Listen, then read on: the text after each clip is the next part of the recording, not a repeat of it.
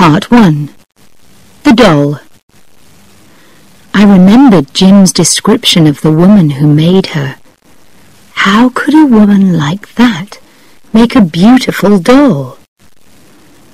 My name is Stephen Amory, and I am a doctor. I live and work in London, and I have a house by the River Thames. Everything in this story happened because of a doll. It is a strange story, but true. It began on an October day 3 years ago. I can remember it clearly. The early morning sun was shining on the river when I left my house. I went to buy a copy of the Times, as usual. There was a flower shop on the corner of the road where I lived. I could see the brightly coloured flowers as I reached the corner. I turned into Abbey Lane and continued walking. I was enjoying the warm October sun. After a few minutes, I arrived at the newspaper shop. Suddenly, I remembered that it was a niece's birthday the next week, so I stopped and looked in the shop window.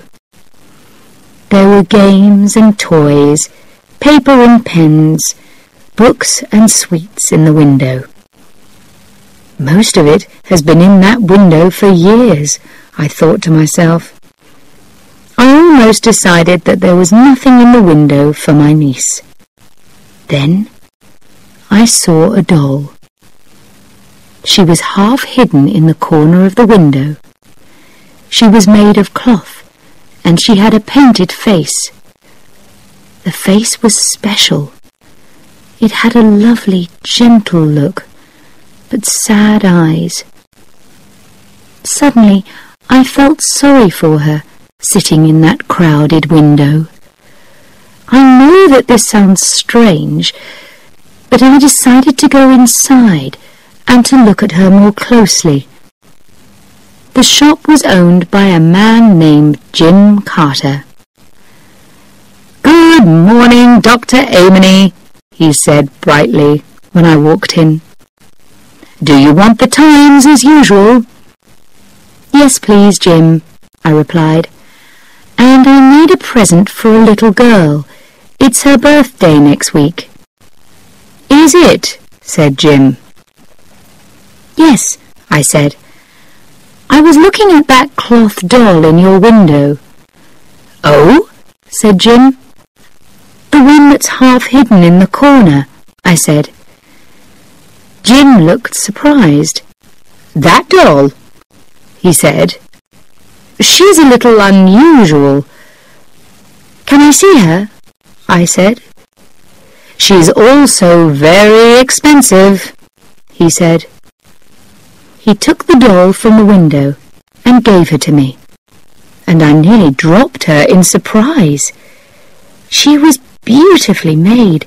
She seemed almost alive. Her dress and other clothes were handmade, not made by a machine, and her face was hand-painted. I could see it clearly now. She's lovely, I thought. She was made with a lot of love. I could see this love in the doll's face. I put her down gently. "How much do you want for her, Jim?" I asked. £12, Dr. Amory," he answered. He saw the surprise in my face and continued, "She's expensive. I did say that, didn't I?" "You did," I agreed. "Dolls like this cost as much as £20 in the centre of London," said Jim. "But I'll tell you what I'll do, Doctor. I'll sell her to you for £11. "Who makes them?" I asked. "I'd like to know something about the person who can make beautiful dolls like this." "The woman has lived in Hardley Street for some years now," said Jim. "She sometimes comes into my shop and she brings me the dolls." "What's her name?" I asked. "I'm not sure," Jim answered. "It's something like Calamy." "What's she like?" I said. "She's a tall woman with red hair, and she wears very expensive coats and hats," replied Jim. "But she's got a very serious face. She never says very much when she comes into the shop. I'm honestly always glad when she leaves." He stopped for a minute and then said, "And I've never seen her smile." I couldn't understand this. How could a woman like that make dolls as beautiful as these? "I'll buy the doll," I said at last. £11 seemed a lot of money for a doll. As I counted out the pound notes, I felt a little silly. Yes, the doll was a present, but I knew the real reason for buying her. I didn't want to leave her in that shop window. I took the doll home and put her in my small bedroom. She seemed to fill the room with her loveliness. I carefully put her into a box. Then I covered the box with brown paper.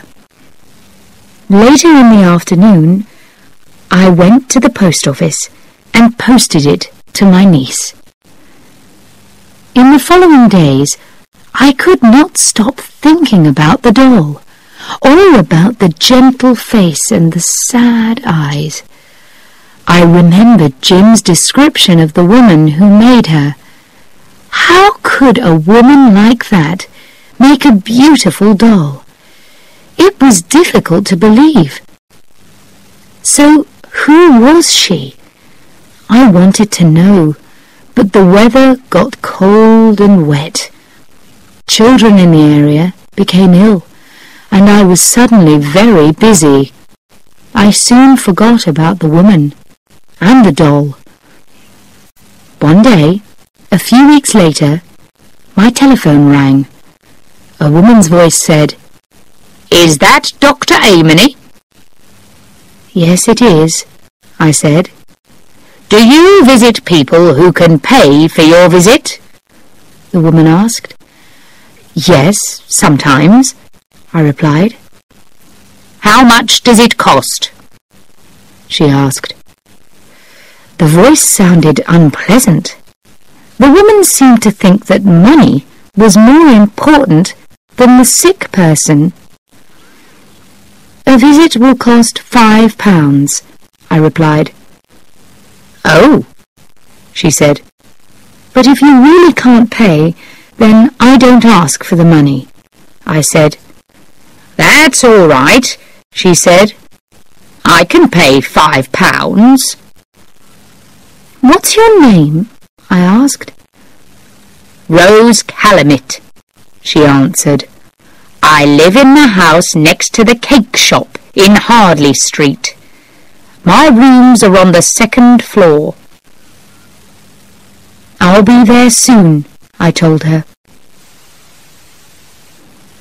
I arrived at the house next to the cake shop in Hardley Street 10 minutes later and went up the stairs.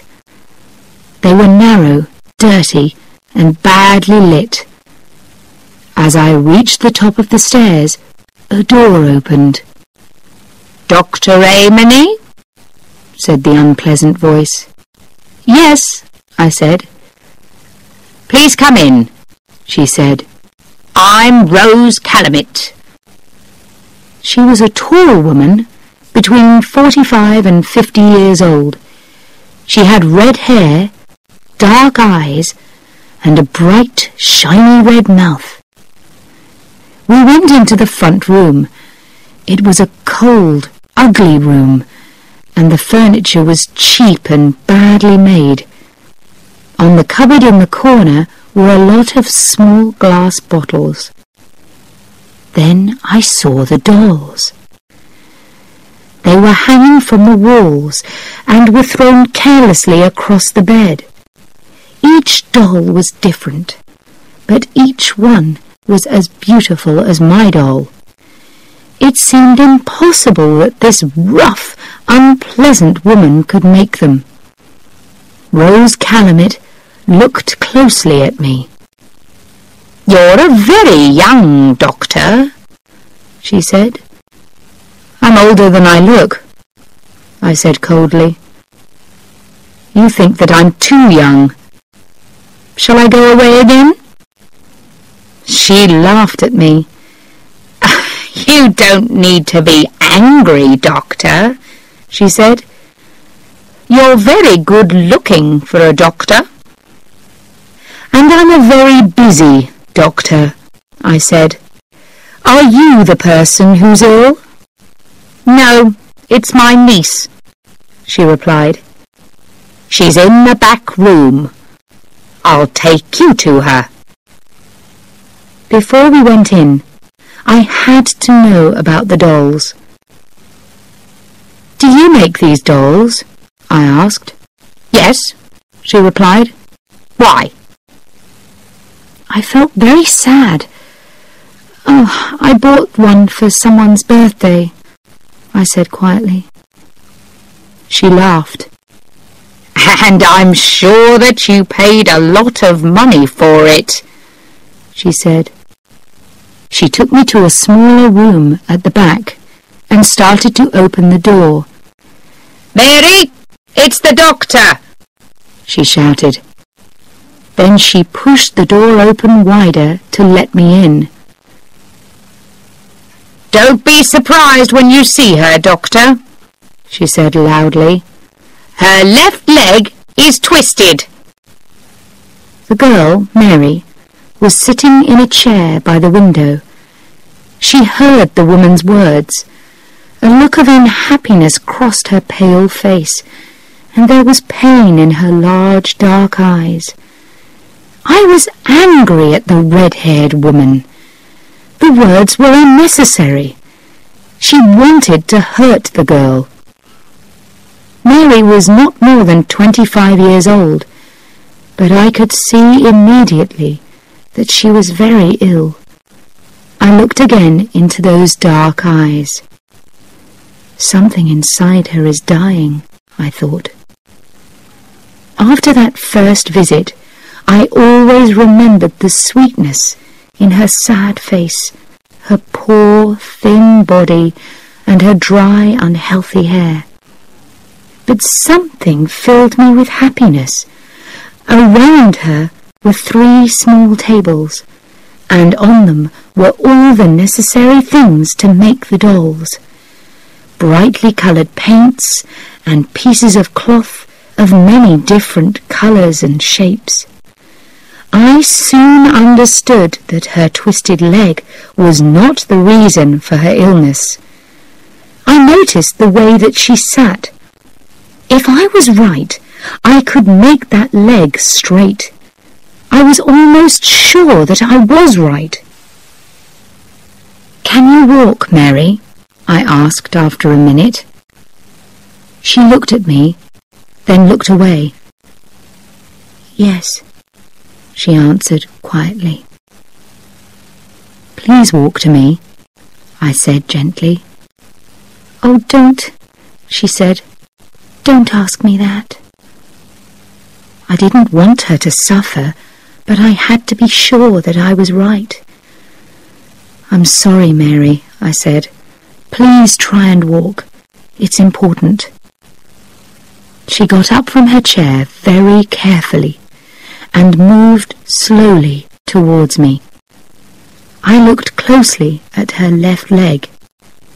Yes, I was right. "That's good," I said. I smiled at her. I wanted to show her that I was pleased. I held out my hands to help her. She looked up. Again I saw the pain and hopelessness in her face. She seemed to be crying out silently to me for help. She lifted her hands towards mine, and then they fell back to her sides. "How long have you been like this, Mary?" I asked. Rose Calumet answered for the girl. "Oh, Mary's had that twisted leg for nearly 10 years now," she said. "But I asked you to come for a different reason. She's ill.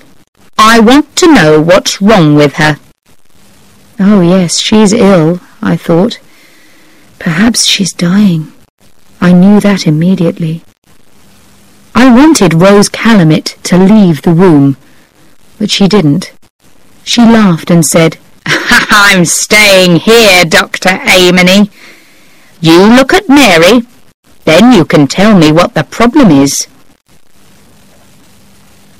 When I finished my examination of Mary, I went with Rose into the front room.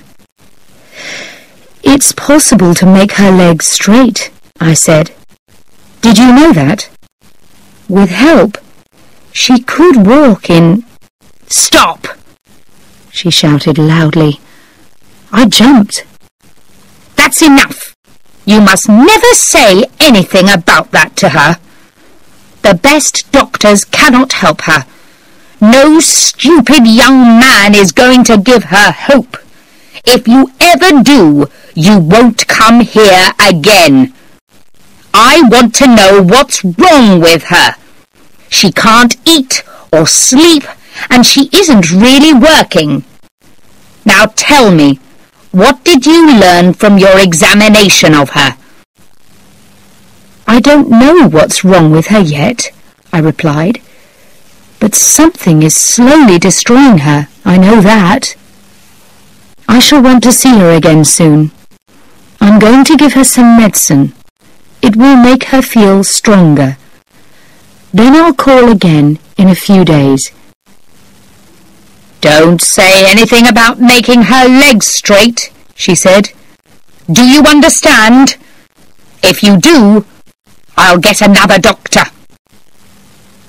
"All right," I said. I wanted to be able to visit Mary again, and I thought to myself, perhaps when Mary's feeling better, I can talk to her about her leg. I was ready to leave. I picked up my bag. "These dolls," I said. "Yes," she said. "I thought that you made them," I said. "I do," she said in her unpleasant way. "I draw them. Mary makes them. It stops her thinking about her leg. I don't want her to think about the fact that she'll never marry. She'll never have children." I walked out into the bright October sunshine. I knew that Rose Calumet was lying. I now knew the sweet person who made those special dolls. I was happy about this, but I was also worried about Mary. I had to discover what was wrong with her. I had to know before she died. Part 2. The Doll. "Without Mary and the dolls, the money will end." But what was killing Mary? I still did not know. I discovered more about Mary during my next few visits. Her name was Mary Nolan. When she was 15 years old, she was in a bad car crash. Her mother and father were killed, and Mary was very badly hurt. The car crash was the reason for her twisted leg. Rose Calumet offered to look after Mary. The law finally agreed because there was no other person to look after the young girl. Rose always thought that Mary's father was a rich man. Then she learned that there was only a small amount of money. After that, she was unkind to Mary. She made her very unhappy. Mary was never able to forget her leg. Her aunt seemed to say, No man will love you. You will never get married and have children. No man wants a wife with a twisted leg." The years passed, and Mary began to believe her aunt. She stayed with her. She did what her aunt wanted her to do. She could see no reason to leave her aunt, so she lived an unhappy life without hope. Then Mary started to make the dolls. Rose Calamit saw how lovely the dolls were. She soon realized that she could sell them for a lot of money. She was right. After she sold a few, she decided Mary must work on them every day of the week, from morning until night. Rose did not love Mary, but the girl produced hundreds of dolls over the years. Rose was happy to take the money for them. But now Mary was ill, and Rose immediately said to herself, "Without Mary and the dolls, the money will end."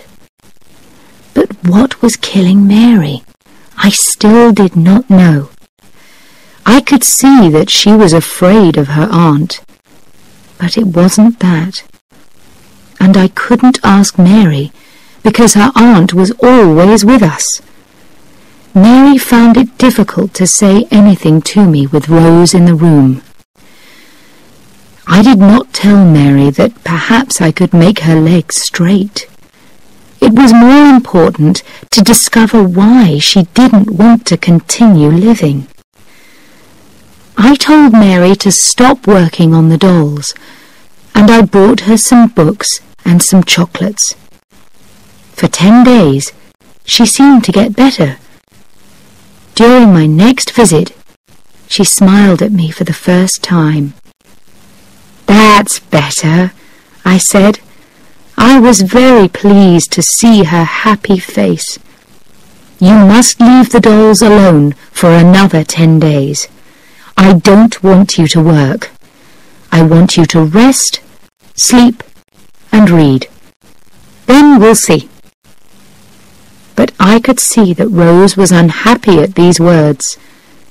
When I called again, she was waiting for me in her room. "You don't need to come any more, Dr. Amory," she said coldly. "But Mary must not—" I started to say. "Mary is much better now," she said quickly. "Goodbye, Doctor." My eyes went to the box in the corner of the room. There were 3 new dolls lying on top of it. Their faces were as lovely as ever, but they had the look of death on them. Suddenly, I was frightened for Mary. I knew that Rose Calamit was lying. I wanted to push this woman out of the way and crash through the door and see Mary. But I was a doctor. When doctors are told to leave, they have to go. I still did not know what Mary's problem was, but I guessed that Rose was asking another doctor to call. So sadly, I left. But I couldn't forget Mary. I continued to worry about her in the days that followed. Not long after this, I became ill. It wasn't much at first, but as the days passed, it seemed to get worse. I visited a doctor friend. "I can find nothing wrong with your body," he said. "Perhaps you work too hard." But I knew that this wasn't the reason. I continued to get worse. I didn't want to eat, and I lost weight. I began to look thin and pale. I felt tired, but I didn't sleep well at night. I sometimes dreamed that I saw Mary.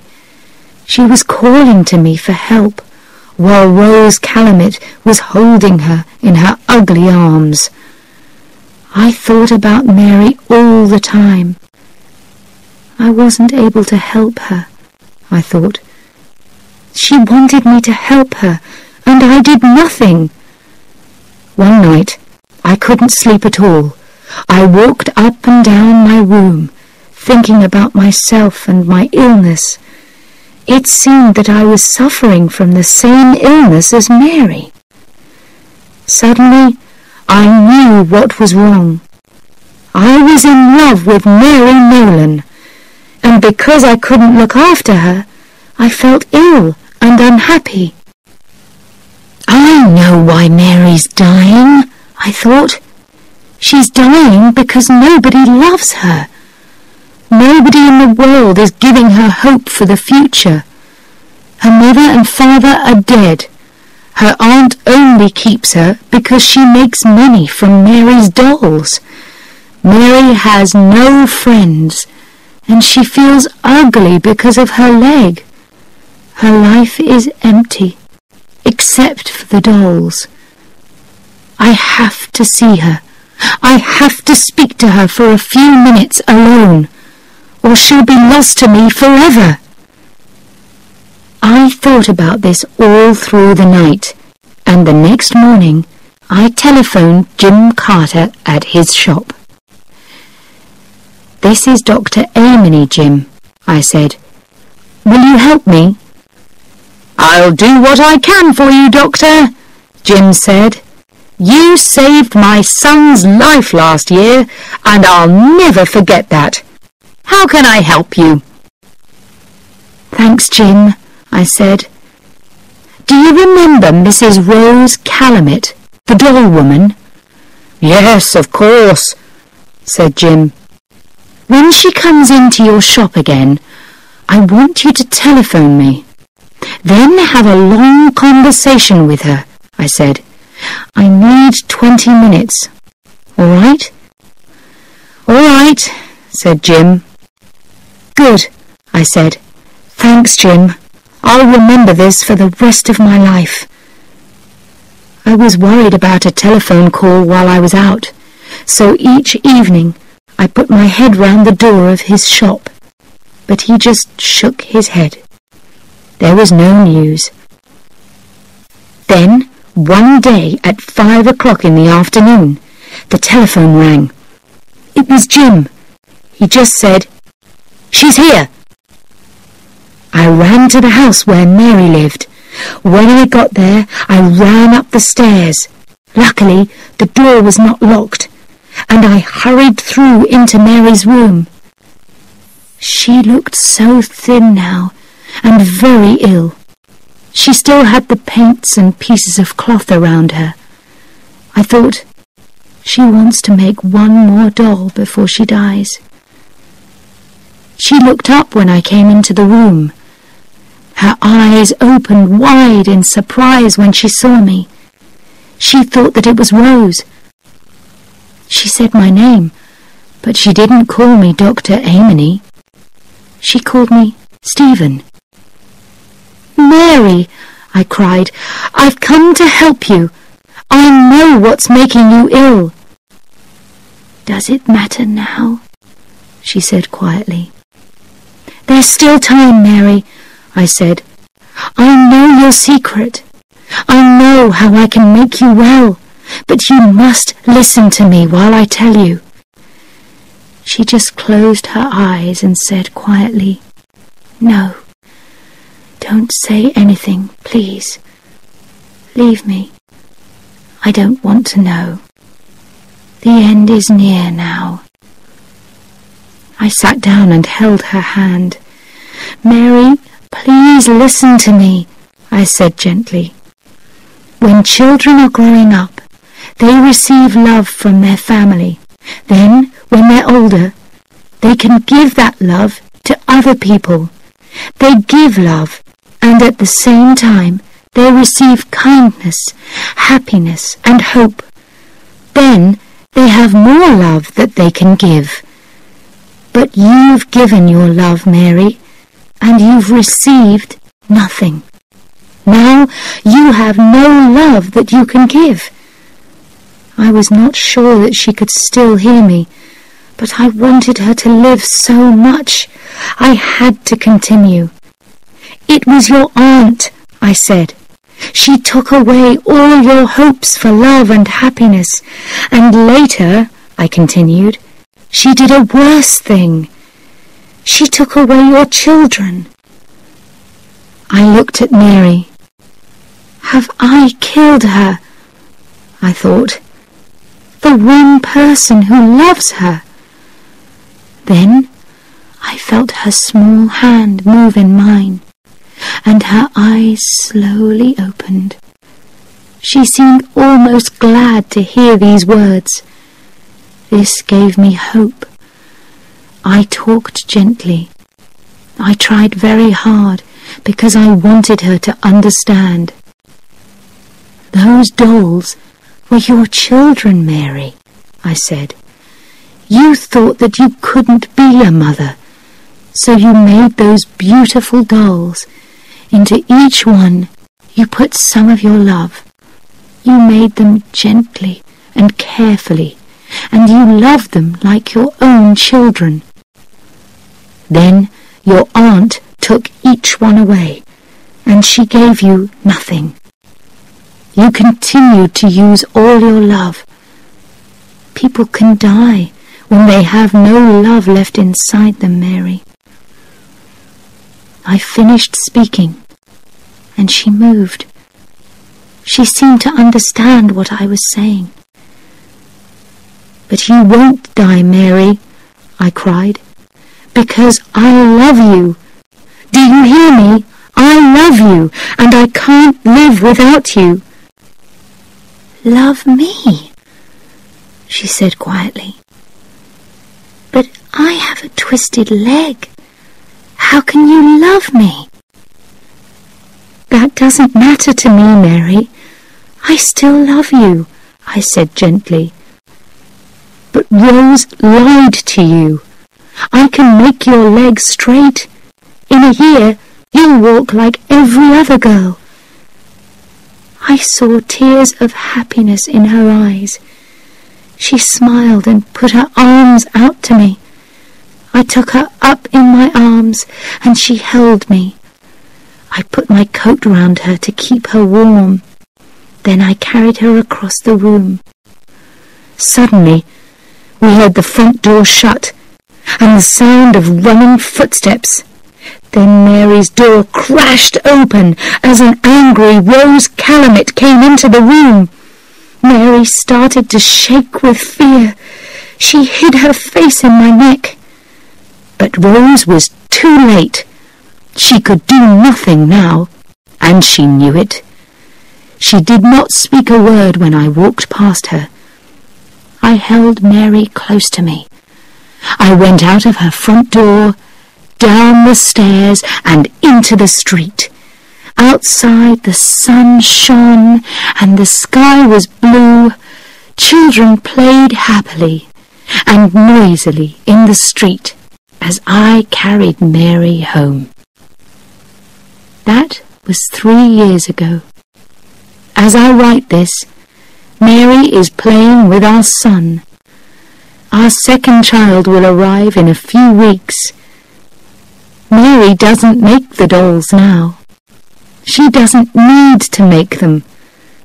But I silently thank the day when I first fell in love with the beautiful doll in